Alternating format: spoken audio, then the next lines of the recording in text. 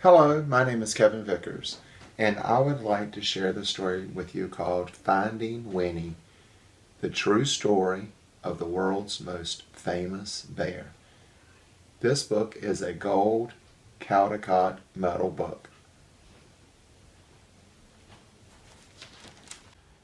Could you tell me a story? Asked Cole.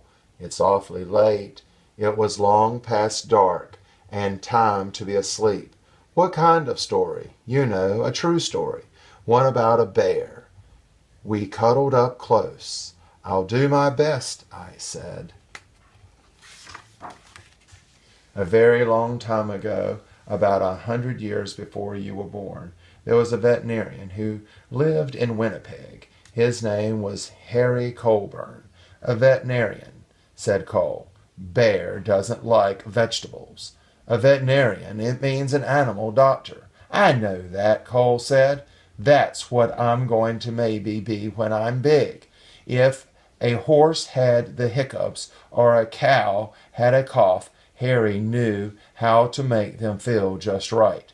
Harry's hands were never cold, even in Winnipeg, where winters are so frosty that icicles grow on the insides of your nose.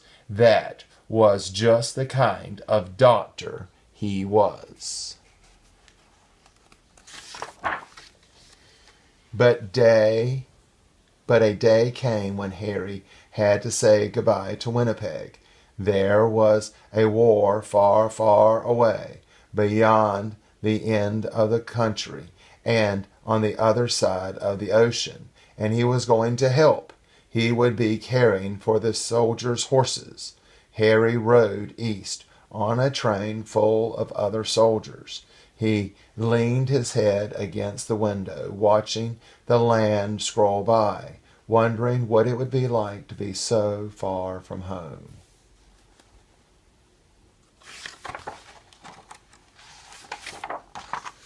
The train rolled right through dinner and over the sunset and around 10 o'clock and into a nap and out the next day until it stopped at a place called White River. Harry decided to stretch his legs. On the train platform was a man on a bench with a baby. A baby? Said Cole, annoyed. A baby bear. A cub. Harry stopped. It's not every day that you see a bear cub at a train station. That bear has lost its mother, he thought, and that man must be the trapper who got her. What do trappers do? Asked Cole.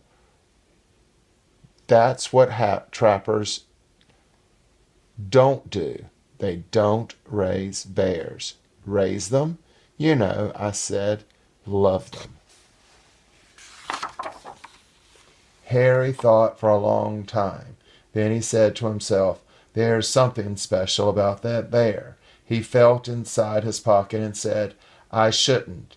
He paced back and forth and said, I can't. Then his heart made up his mind, and he walked up to the trapper and said, I'll give you $20 for the bear. Is $20 a lot? Asked Cole. Back then, I said, even more than a lot. Captain Colburn, said the colonel on the train, as the little bear sniffed at his knees, we are in a journey of 1,000 of miles heading into the thick of battle, and you promised to bring this most dangerous creature? Bear stood straight up on her hind legs as if to salute the colonel. The colonel stopped speaking at once, and then, in quiet, a different voice, he said, Oh, hello. The men of Harry's regiment squeezed by to have a look. I've decided to name her Winnipeg, Harry told them, so we'll never be far from home. Winnie for short.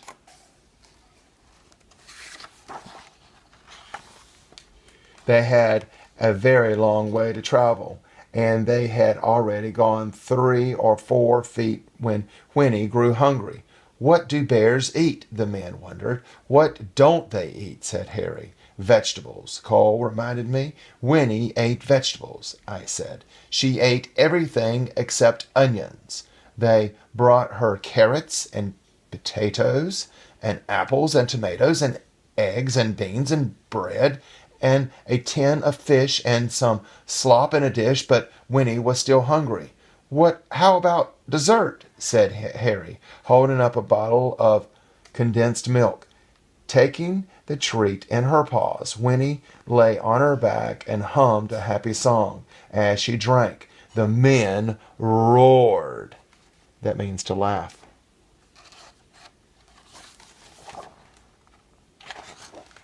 Harry and Winnie gathered with soldiers from all over Canada in the green fields at Van Carter. A whole city of tents had sprang up there.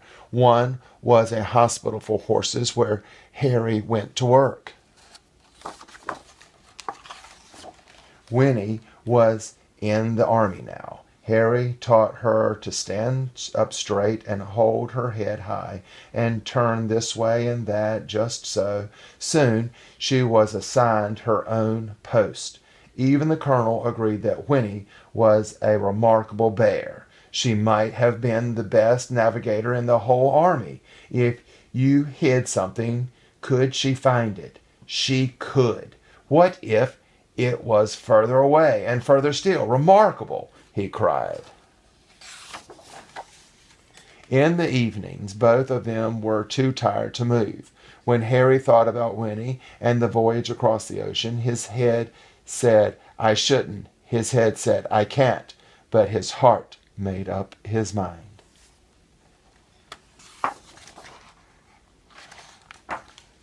Nobody had ever tried to float so many people and animals across the Atlantic Ocean before.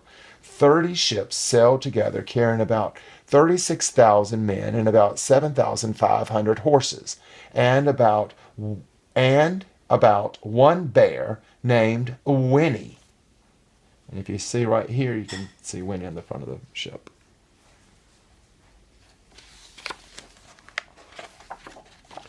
When they finally arrived in England, the regiment went to training on the Salisbury Plain, where it rained and rained and rained.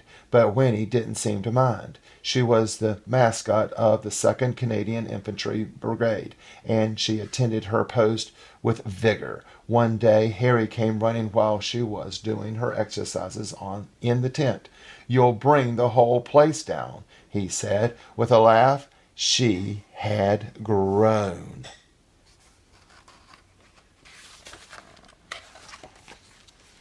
It was winter when the order came. The time had come to fight. Winnie posed proudly with the men for pictures to send home to their families. Harry thought for a long time. His head argued one way and then another, but his heart made up his mind. He went to Winnie and said in a serious way, There's somewhere we need to go. Winnie brushed the mud off her nose and nuzzled in close. Harry drove all the way to the big city.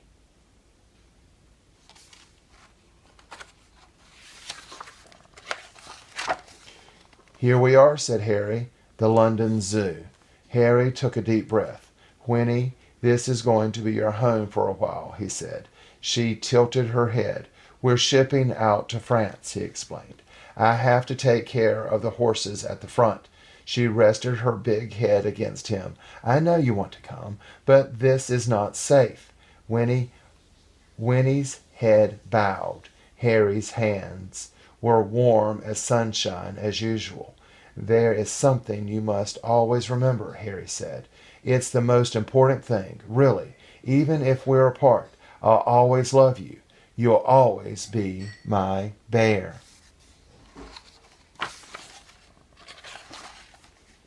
Is that the end? Is that the end of Harry and Winnie's story? I said. But I don't want But I don't want it to be over, said Cole. Sometimes, I said, you have to let one story end so that the next one can begin. How do you know when that will happen? You don't, I said, which is why you should always carry on. Once upon a time, there was a little boy with a stuffed bear. He had his bear ever since he was a baby, but somehow the boy had never found the right name for him. He tried Teddy and Edward and even Big Bear. One day the boy went to visit the London Zoo with his father, and there was a bear, a real bear, on the terrace there. Right away the boy thought, there is something special about that bear. Her name was Winnie. They became true friends. The boy was allowed to come right inside her enclosure to play. Once the boy had found Winnie, he knew just what to call his stuffed bear. He named it Winnie the Pooh. And the boy was called Cole, said Cole. His name was Christopher Robin. Madeline. Christopher Robin would visit Winnie at the zoo, and then he would take his stuffed animal on all sorts of adventures in the wood behind his home. His father, Alan Alexander Mann, wrote books all about them. Harry's Winnie became Winnie the Pooh, and there has never been a more beloved bear. But what about Harry? Cole asked. When Harry visited Winnie at the zoo, he saw how happy she was. She was being raised. She was truly loved. And that was all he had ever wanted from the moment they met at the train station and in White River. So after the war, Harry returned to Winnipeg and his life as an animal doctor. Before long, he was married and had a son named Fred, and Fred had a daughter named Lauren, and Lauren had a daughter named Lindsay, which is me. And then I had a son. When I saw you, I thought, there's something special about this boy. So I named you after your great-great-grandfather, Captain Harry Colburn. I named you Cole. So this is Harry and Fred and Fred and Lauren and Lauren and Lindsay and Lindsay and Cole. This is the family tree. That's me, said Cole in a whisper. That's you. And that's Winnie. Yes, I said, that's Winnie. And it's all true. Sometimes the best stories are, I said. Cole's eyes grew big, and he said nothing for a long time. Then he hugged his own bear close and let out a yawn that reached far away, and they both turned over and fell asleep. And this is the album.